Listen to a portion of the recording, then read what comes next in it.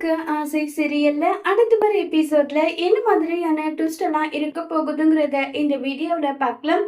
முத்து மீனா ரெண்டு பேருமே லாயர் கிட்ட பேசி பாக்குறாங்க. லாயர் அது எல்லாம் முடியாதுன்னு சொல்லிடுறாங்க. இதை கேட்டு முத்து மீனாவுக்கு பயங்கரமா ஃபீல் ஆயிடுது. இப்ப எப்படி மனோஜ வெளியெடுக்கிறதுன்னு தெரியாம இருக்கு. இப்ப உடனே விஜயா என் பையன் எந்த தப்பும் பண்ணல, தயவு செஞ்சு என் பையனை விட்டுருங்க விட்டுருங்கன்னு சொல்லிட்டு கதறி அழுது ஃபீல் பண்ணிட்டு இருக்காங்க.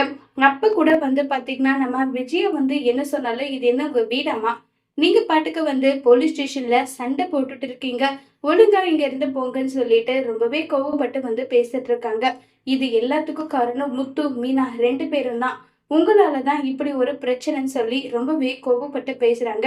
உடனே லாயர் எதுக்காக விஜயா தேவையில்லாம இப்படி எல்லாம் பேசிட்டு நீ பண்ணிட்டு இருக்க, தயவு செஞ்சு கொஞ்சம் பொறுமையா இரு விஜயா, எதுக்காக இப்படி பண்ணிட்டு இருக்க, இல்ல என் பையன் எந்த தப்பும் பண்ணல, அவன் எவ்வளவு படிச்சிருக்கான் தெரியுமா, அவனை போயிட்டு இப்படி ஜெயில உட்கார வச்சிட்டு இருக்காங்கன்னு சொல்லிட்டு விஜயா ஒரு பக்கம் ஃபீல் பண்ண உடனே அந்த இடத்துக்கு ரோகிணி அழுதுகிட்டே மனோஜ் மனோஜ்னு சொல்லிட்டு ஓடி வராங்க. மனோஜ், உனக்கு ஏன் இப்படி ஒரு நிலைமை? சார் சார், என் புருஷன் எந்த தப்பும் பண்ணல, அவரை தயவு செஞ்சு விட்டுருங்க, இவங்க எல்லாரும் சொல்லிதான் என் புருஷன் அப்படி ஒரு தப்பு பண்ணிருப்பாங்க, அவரை விட்டுருங்க ப்ளீஸ்ன்னு சொல்லிட்டு கேக்குறாங்க. ஏமா, இந்த பொண்ணு எந்த அளவுக்கு பொறுமையா எல்லா விஷயத்தையுமே பேசுறா, அந்த மாதிரி நீங்க பொறுமையா பேசுறீங்களா, உங்க இஷ்டத்துக்கு என்னனாலும் பேசிட்டு பண்ணிட்டு இருக்கீங்கன்னு சொல்லிட்டு ரொம்பவே கோவப்பட்டு பேசிட்டு இருக்காங்க. இத கேட்ட உடனே சார், நான் அந்த பைனான்சியர் கிட்ட பேசி எப்படியாவது கேஸ வாபஸ் வாங்க சொல்றேன், அப்படி ஒருவேளை கேஸ வாபஸ் வாங்க சொன்னா நீங்க விட்டுருவீங்களா, சொல்லுங்க சார், என் புருஷனை விட்டுருவீங்களான்னு சொல்லி கேக்குறாங்க. முதல்ல பைனான்சியர் கிட்ட இருந்து கேஸ வாபஸ் வாங்க சொல்லி வரட்டுமா, அதுக்கப்புறம் எதுவா இருந்தாலும் பார்க்கலாம், அது வரைக்கும் எதுவும் பண்ண முடியாதுன்னு சொல்லிட்டுறாங்க. இதை கேட்டதுமே என்ன பதில் சொல்றதுன்னு தெரியல. ரோகிணி சரி, நான் போயிட்டு எப்படியாவது எனக்கு ஈவினிங் வரையும் டைம் கொடுங்க, அதுக்குள்ள கோர்ட்ல அவரை ஆஜர் பண்ணிடாதீங்க, எஃப்ஐஆர் எல்லாம் போட்டுறாதீங்க, என் புருஷன் இல்லைன்னா எனக்கு லைஃபே கிடையாது, நான் எப்படியாவது பைனான்சியர் கிட்ட பேசி அவரை கேஸை வாபஸ் வாங்க சொல்ல வேண்டியது என்னுடைய பொறுப்பு ப்ளீஸ்ன்னு சொல்லிட்டு ரொம்பவே ரிக்வஸ்ட் பண்ணி கேட்குறாங்க. சரிம்மா, உனக்காக வேணும்னா விட்டு வைக்கிறேன்னு சொன்னதும் உடனே அங்கிருந்து ரோகிணி கிளம்பி போயிடுறாங்க. இப்ப போலீஸ் ஒழுங்கா இங்க இருந்து போங்க, அவ்வளவுதான் மரியாதைன்னு சொல்லி போலீஸ் சொன்னதும் உடனே விஜயா முத்து மீனா போயிடுறாங்க. இப்ப முத்து மீனா ரெண்டு பேரும் விஜயா கிட்ட சொல்றாங்க, அவரை எப்படியாவது வெளியே கொண்டு வர வேண்டியது என்னுடைய பொறுப்பு, நான் கண்டிப்பா வெளியே அவரை கொண்டு வரேன், நீங்க தயவு செஞ்சு இங்க இருந்து போங்கன்னு சொல்லிட்டு இப்ப விஜயாவை அனுப்பி விடுறாங்க. லாயரும் வெளியே வராங்க. லாயர் கிட்ட முத்து மீனா பேசுறாங்க. இங்க பாருங்க லாயர், எப்படியாவது நம்ம அவரை வெளியே எடுக்கணும், அதுக்கு ஏதாவது வழி இருக்கான்னு சொல்லி கேக்குறாங்க. மொத்தம் 4 வழி இருக்கு. அதுல முதல் வழி என்ன தெரியுமா, பைனான்சியலி மனோஜ் மேல கொடுத்த கேஸை வாபஸ் வாங்கணும், அது நடக்க வாய்ப்பே இல்லைன்னு முத்து சொல்றாங்க. ரெண்டாவது, அதை சொன்னா ரிஸ்க் தான், அது முடியுமான்றது தெரியல. மூணாவது அதே மாதிரிதான் சொல்லிட்டு எல்லா விஷயமும் சொல்றாங்க. இல்லைன்னா வேற வழிதான் இருக்கு, அதை என்ன பண்ணணுன்றத நீங்க பாத்துக்கோங்க, ஒருவேளை கேஸ் மட்டும் கோர்ட்டுக்கு போயிட்டா அதுக்கப்புறம் குறைஞ்சபட்ச தண்டனையா, இல்லைன்னா அது 1 மாசம் இல்ல 2 மாசமாவது ஜெயில போடுவாங்கன்னு சொல்லிட்டு இருக்காங்க. இதை கேட்டதும் மீனா லாயர் சொன்ன விஷயத்த தெரிஞ்சுக்கிட்டு, ஏங்க, இது எல்லாமே கீ கொடுத்து ஆட வைக்கிறது யாருன்றது எனக்கு நல்லா தெரியும், நான் போய் சிந்தாமணி கிட்ட பேசுறேன், சிந்தாமணியை அந்த கேஸை வாபஸ் வாங்க சொல்லி நான் சொல்ல போறேன்னு சொல்லிட்டு சொல்றாங்க. இதை கேட்டதுமே ரொம்பவே பயங்கரமா ஷாக் ஆகுறாங்க. முத்து மீனா கிட்ட கேக்குறாங்க, என்ன மீனா, உன்னால முடியுமா, சிந்தாமணி கிட்ட போயிட்டு கேஸை வாபஸ் வாங்கி அதெல்லாம் நடக்கிற காரியமான்னு சொல்லி கேக்குறாங்க. கண்டிப்பா நான் பண்ணியே தீருவேன்னு சொல்லிட்டு மீனா நேரா சிந்தாமணியோட வீட்டுக்கு போறாங்க. அங்க இருக்க அடியாளங்க, ஏய் நீ எதுக்கு இங்க வர, ஒழுங்கு இங்க இருந்து போடுறாங்க. உடனே சிந்தாமணி, ஏப்பா தலைவியே வீட்டுக்கு வர்றா, எதுக்காக வேணான்னு சொல்றீங்க, வாங்க சங்க தலைவி வாங்க உட்காருங்கன்னு சொல்லிட்டு இருக்காங்க. ஏய் சிந்தாமணி, நீ தான் பைனான்சியர் கிட்ட சொல்லி மனோஜ் மேல கேஸ் போட்டிருக்க, இது என்ன எனக்கு தெரியாதுன்னு நினைச்சிட்டு இருக்கியா, ஒழுங்கு மரியாதையா கேஸ வாபஸ் வாங்க சொல்லுன்னு சொல்லிட்டு இருக்காங்க. பரவாயில்லையே, உண்மையை கரெக்டா கண்டுபிடிச்சிட்டு இருக்க, ஆமா நான் சொல்லிதான் கேஸ அவன் போட்டான், என்னாலலாம் கேஸ வாபஸ் வாங்க சொல்ல முடியாது, எனக்கு உன் வீட்டு மேல ஒரு கண்ணு, அந்த வீட்டை இடிச்சு அதை நான் என் பேருக்கு மாத்தணும், அதுக்காக தான் இது எல்லாமே பண்ணிட்டு இருக்கேன், இதெல்லாம் ஏன் உன்கிட்ட சொல்றேன்னு தெரியுமா, நீயும் நானும் ரொம்பவே நெருக்கமானவங்க இல்ல, உன்னை எனக்கு ரொம்பவே பிடிக்கும், உன்னை பழிவாங்கிறது எனக்கு ரொம்ப பிடிக்கும்ல, அதனாலதான் உன்கிட்ட சொல்றேன் கண்ணுன்னு சொல்லிட்டு சின்னமணி சொல்றாங்க. அடி பாவி, மனசுக்குள்ள இவ்ளோ வெஞ்சன்ஸ வச்சுக்கிட்டுதான் வெளியில சிரிச்சு பேசிட்டு இருக்க மாதிரி என் அத்தை கிட்ட எல்லாம் பேசிட்டு இருக்கியா, உன்னெல்லாம் சும்மாவே விட மாட்டேன்னு சொல்லிட்டு ரொம்பவே கோவப்பட்டு பேசிட்டு இருக்காங்க. ஆமா, அப்படி கூட தான் வச்சுக்கயேன். எனக்கு எந்த பிரச்சனையும் கிடையாது. உன்னால என்ன பண்ண முடியுமோ பண்ணிக்கோன்றாங்க. இங்க பாரு சிந்தாமணி, என்னால என்ன பண்ண முடியுமோன்னெல்லாம் நீ வந்து கேட்காத.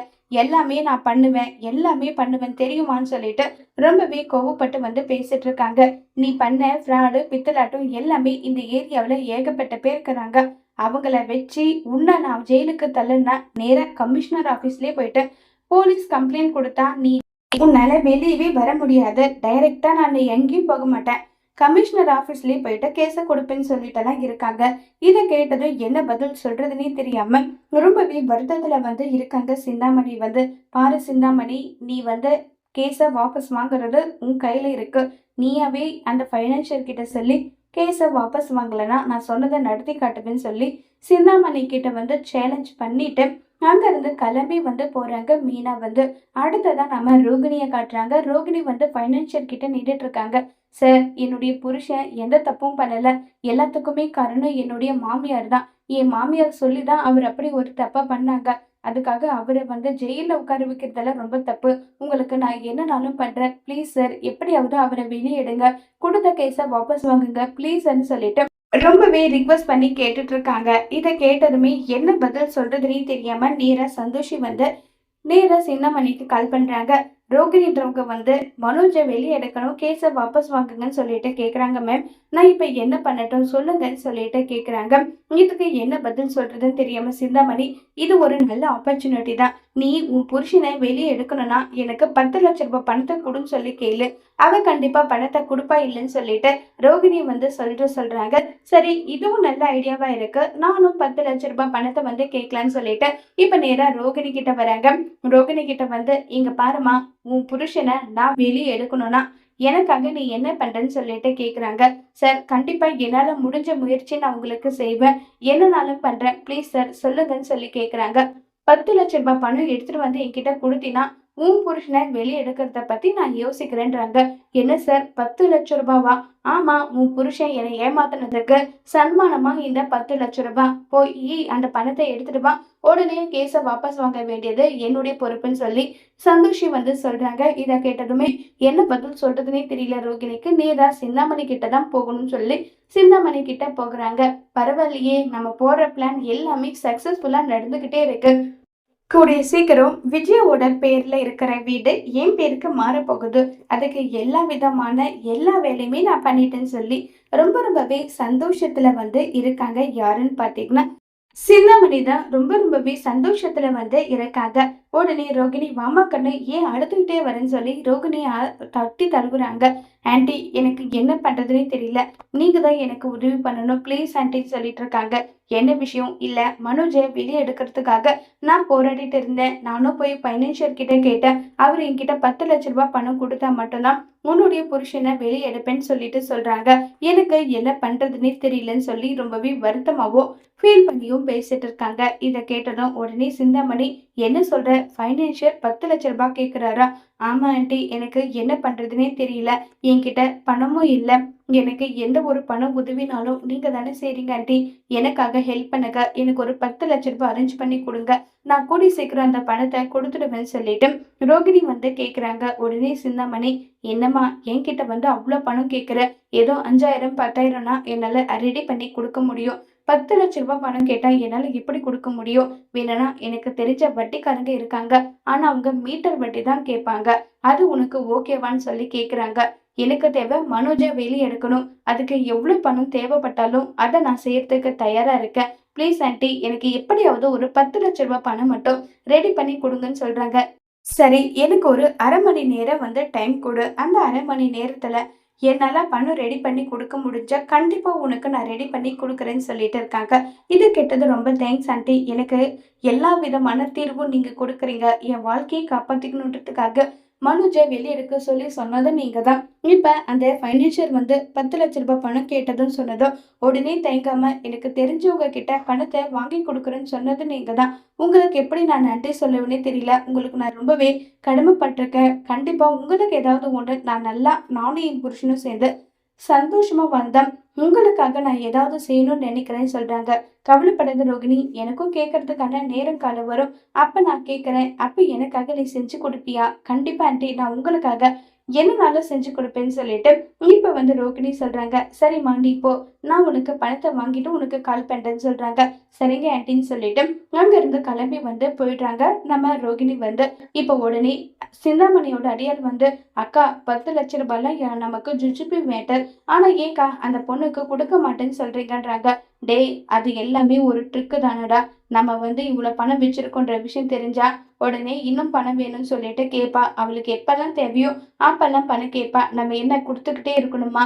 அந்த வீட்டை வாங்குறதுக்காக மட்டும்தான் இப்ப வரைக்கும் இவளுக்கு உதவி பண்ற மாதிரி நான் நடிச்சிட்டு இருக்கேன். நீ கவலைப்படாத, நான் பாத்துக்கிறேன். 10 லட்ச ரூபாய் பணத்தை எண்ணி எடுத்துடுவான்னு சொல்றாங்க. சரிக்கான்னு சொல்லிட்டு இருக்காங்க. இப்போ உடனே நம்ம மீனா அங்க வராங்க. மீனா வேற லெவல் மாசா தரமா வராங்க. என்ன சிந்தாமணி, நான் வருவேன்னு எதிர்பார்க்கல இல்ல, இப்படி மாசா வருவேன்னு எதிர்பார்க்கல இல்லன்றாங்க. ஏய், உனக்கு என்னடி இங்க வேலை, போடி வெளியேன்றாங்க. அப்படியெல்லாம் போயிட முடியாது. நீ பைனான்சியர் கிட்ட என் வீட்டுக்காரரோட அண்ணன் மேல கேஸ் கொடுத்துருக்க. அந்த கேஸ வாபஸ் நீ வாங்குறியா, இல்ல உன்னை தூக்கி நாங்க ஜெயில போடட்டுமா? முடிவு உன் கையில சிந்தாமணி, என்ன முடிவு நீ எடுக்க போறேன்னு சொல்லிட்டு கேக்குறாங்க. என்னது, என்ன தூக்கி ஜெயில போட? பொறந்து தாண்டி வரணும், நீ எல்லாம் என்ன தூக்கி ஜெயில போட்டுருவியான்னு சொல்லிட்டு சிந்தாமணி கேட்க, உடனே அதுக்கு பதிலடி கொடுக்குறாங்க. என்ன நினைச்சாலும் என்னால செஞ்சு காட்ட முடியும்னு சொல்லிட்டு செம தரமான பதிலடி வந்து கொடுக்குறாங்க. இங்க பாத்தியா, உனக்கு எதிரா எத்தனை பேர் வந்து உனக்காக கம்ப்ளைண்ட் கொடுத்துருக்காங்கன்னு பாத்தியா? இத மட்டும் கமிஷனர் ஆபீஸ்க்கு எடுத்துட்டு போனா உன்னால வாழ்நாள் முழுக்க ஜெயில வரவே முடியாது. இப்ப வந்த மாதிரி எல்லாம் நீ வரணும்ன்ற என்ன கூட உனக்கு வராதுன்னு சொல்லிட்டு இருக்காங்க. உடனே முத்து, சூப்பர் மீனா, நான் இதை யோசிக்கவே இல்லை, சூப்பரா யோசிச்சு நல்ல தரமான பதிலடி கொடுக்குற, வேற லெவல் மீனான்னு சொல்லிட்டு எல்லாம் ரொம்பவே சந்தோஷப்பட்டுட்டு இருக்காங்க. உடனே சிந்தாமணிக்கு என்ன பதில் சொல்றதுன்னே தெரியல. என்ன சிந்தாமணி, கேஸ வாபஸ் வாங்க சொல்றியான்னு சொல்லி கேக்குறாங்க. சரி சரி, வாபஸ் வாங்க சொல்றேன். அந்த பெட்டிஷன் கொடுத்துருக்கிறது எல்லாமே கிழிச்சு போடுங்கன்றாங்க. நீ எப்படிப்பட்ட கேடு கட்டவன்றது எனக்கு தெரியும். நீ முதல்ல கேஸ வாபஸ் வாங்க சொல்லி பைனான்சியருக்கு கால் பண்ணு. அவர் கேஸ வாபஸ் வாங்கிட்டேன்னு எனக்கு போன் வரணும். என் வீட்டுக்காரோட அண்ணாவும் வெளியே வந்துட்டாருன்ற விஷயம் எனக்கு தெரியணும். அதுக்கப்புறம் தான் இந்த பேப்பரை கொடுக்கறதா வேண்டாமான்ற முடிவே நான் எடுப்பேன்னு சொல்லிட்டு மீனா வந்து சொல்றாங்க. சதிகாரி, நான் என்ன பிளான் போட்டாலும் அது எல்லாத்துக்குமே முற்றுக்கட்டியே இவ தான் இருக்கா. முதல்ல இவளை தீர்த்து கட்டணும்னு சொல்லிட்டு சிந்தாமணி வந்து யோசிச்சுட்டே இருக்காங்க. உடனே சிந்தாமணி வந்து கால் பண்ணி பைனான்சியர் கிட்ட சொல்றாங்க. என்ன மேம், திடீர்னு இப்படி ஒரு முடிவு? நான் சொன்னதை செய்யினதோ. சரி மேம், இப்பவே கேஸை வாபஸ் வாங்குறேன்னு சொல்லிட்டு பைனான்சியரும் கேஸை வாபஸ் வாங்கிடுறாங்க. இப்ப நம்ம மனோஜ் வெளியே வந்துட்டாங்கன்ற விஷயத்த வந்து இப்ப நான் வந்து விஜய வந்து கால் பண்ணி சொல்றாங்க முத்து மீனாவுக்கு. இதை கேட்ட மீனா சந்தோஷப்படுறாங்க. இனி இந்த மீனாவோட ஆட்டத்தை திரும்ப பார்க்க போறேன். உன் சதித்திட்டம் என்னன்றது எல்லாமே நான் தெரிஞ்சுக்கிட்டேன். இனி பாக்குற சிந்தாமணி, நான் யாரு எப்படிப்பட்டவன்றதை இனி பாக்குறேன்னு சொல்லிட்டு கோவமா மீனா அங்கிருந்து கிளம்பி போறாங்க. அதோட இந்த எபிசோட முடிச்சு.